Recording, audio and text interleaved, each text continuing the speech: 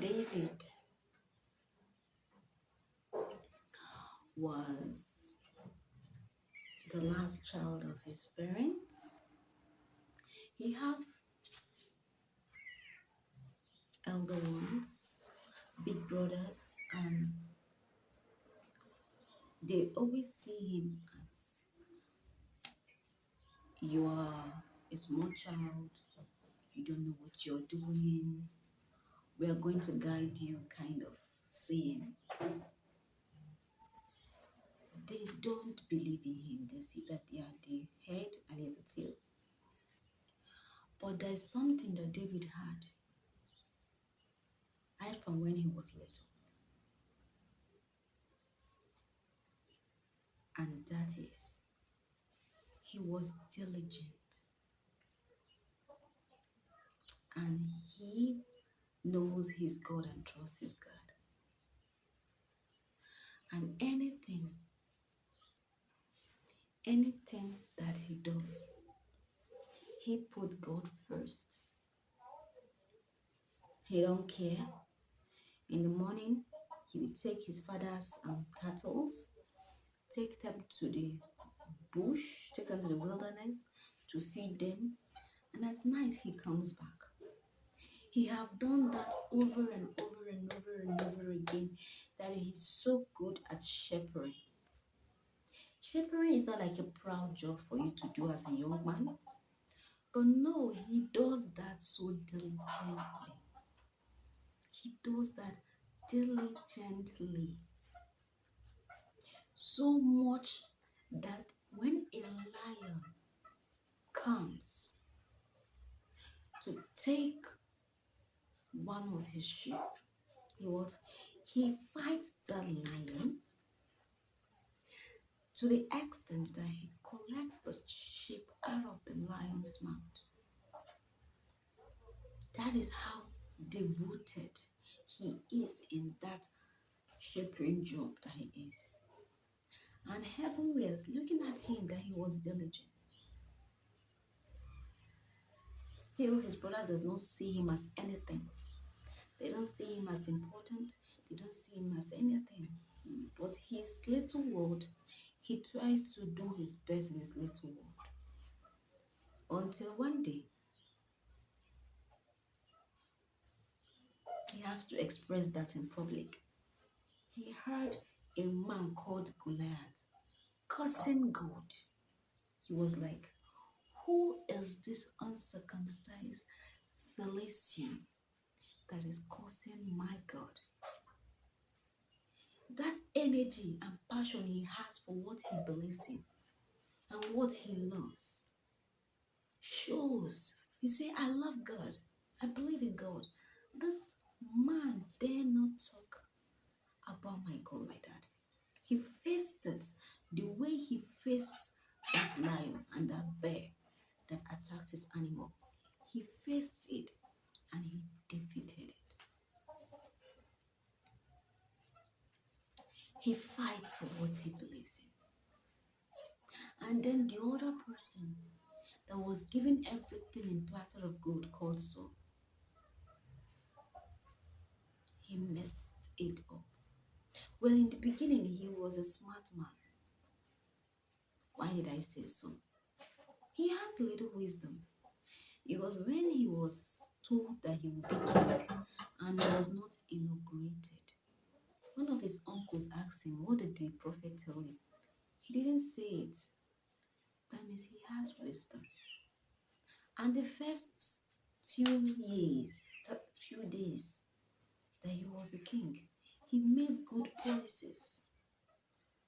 But with time, jealousy came in. He saw this young man. There is what hard working. And he became jealous and left to do his duty. David does not look at anybody when he does his duty. Whether you are doing yours or you're not doing yours is none of David's business. He faces his own and do it.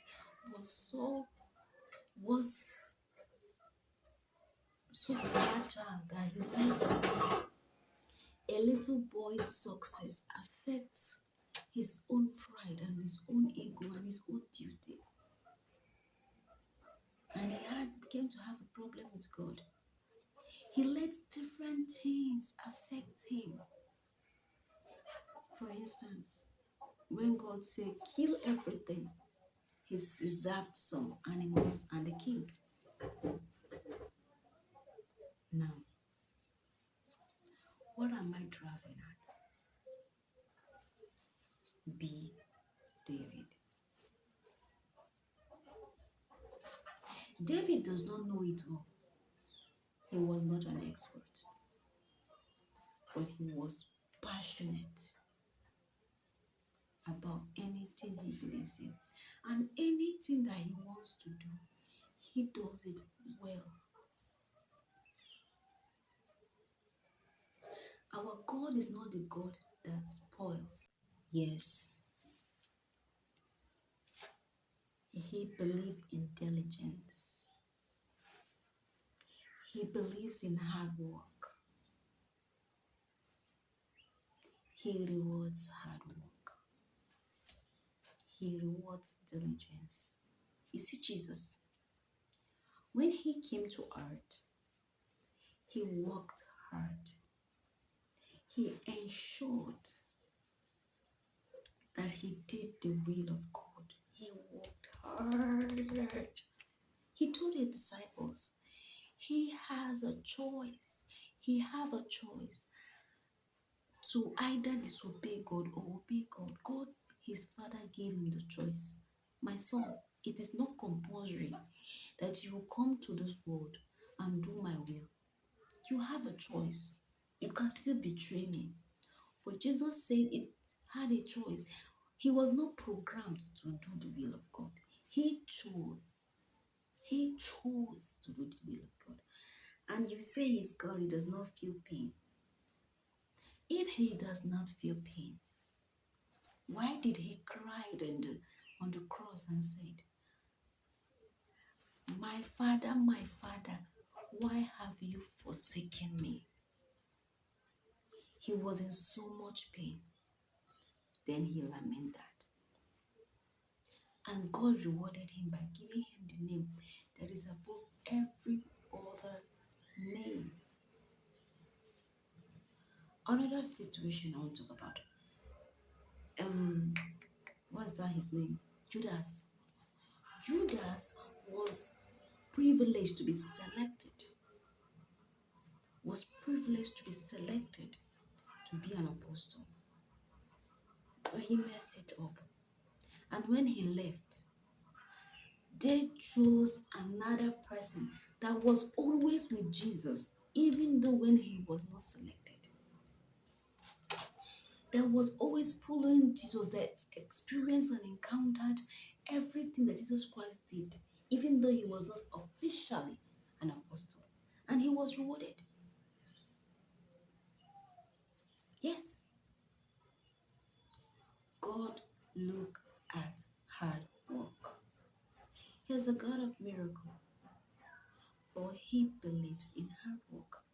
And he must surely, surely, surely bless your handwork because you were diligent.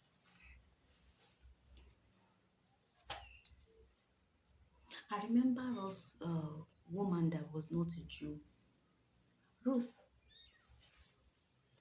Because of her hard work, that man married her, Boaz. Because of her hard work, what happened?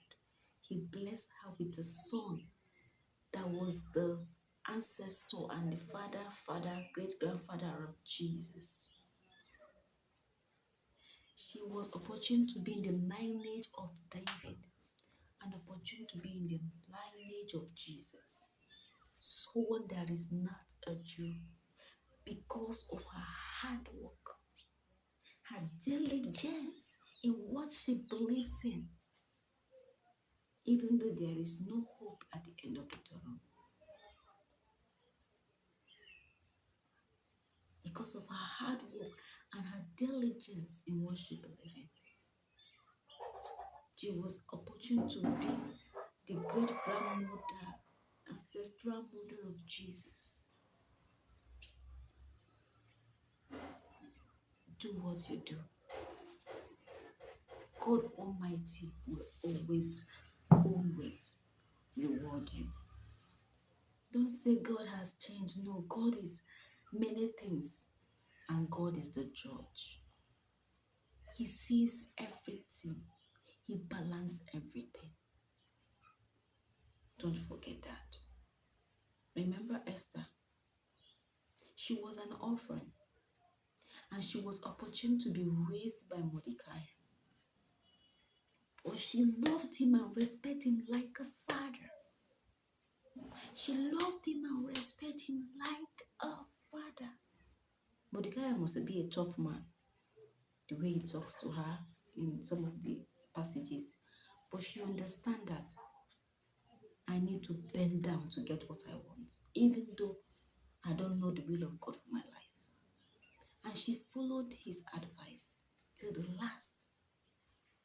When she was opportune to do the treatment of the young ladies of a year, 6 months and 6 months of a year, the beauty treatment in the house of Haggai, she was there and she put in her best.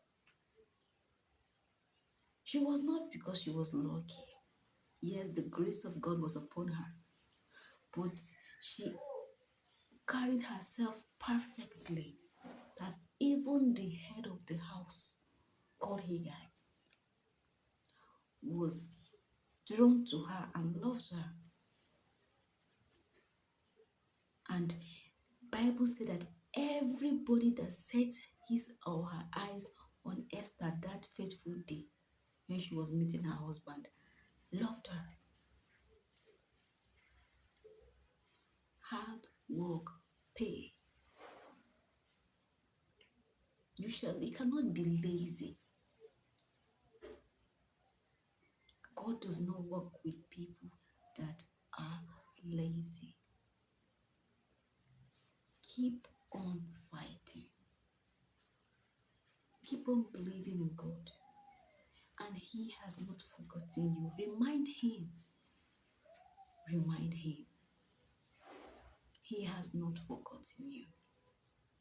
David, throughout David's life, he faced war and war and war and war and war. But his children faced peace. But his children faced what? Peace. God always rewards. He sees everything and He rewards everything. Keep on being who you are. Keep on being nice. Keep on being passionate about God. Keep on being loving human beings. Keep on doing all those good things you are doing. There is always a reward. Have a wonderful